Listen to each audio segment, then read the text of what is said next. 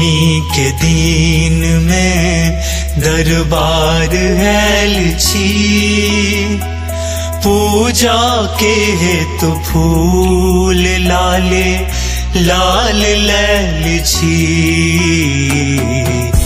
अष्टमी के दिन में दरबार हेलछी, पूजा के हेतु फूल लाले लाल लैलछी। अष्टमी के दिन में दरबार हेलछी।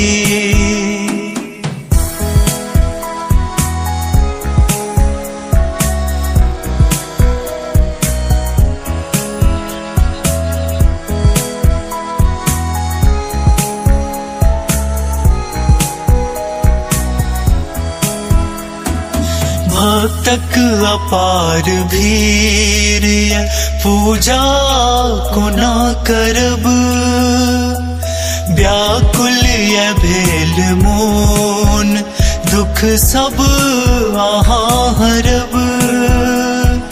करियो कृपापन माचर नन में हेलछी। अष्टमी के दिन में दरबार हेलछी, पूजा के हेतु फूल लाले लाल लैलछी। अष्टमी के दिन में दरबार हेलछी, पूजा के हेतु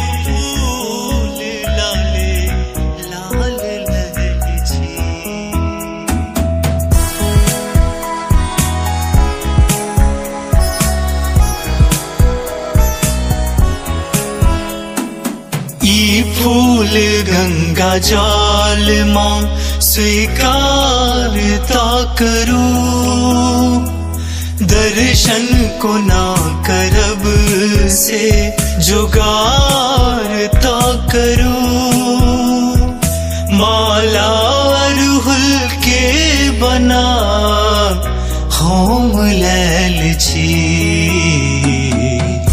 अष्टमी के दिन में दरबार हेलछी, पूजा के हेतु फूल लाले लाल लैलछी। अष्टमी के दिन में दरबार हेलछी, पूजा के हेतु फूल लाले लाल लैलछी।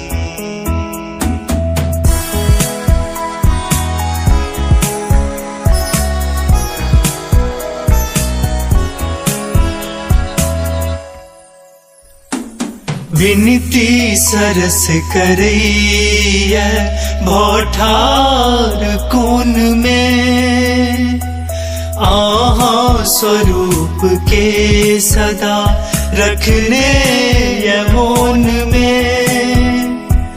दुर्गा भवानी छिया दर्शन लैलछी।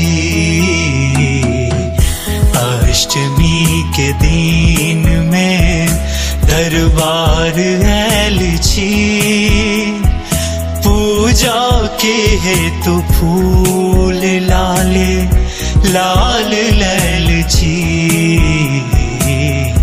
अष्टमी के दिन में दरबार हेलछी, पूजा के हेतु फूल लाले लाल लैलछी।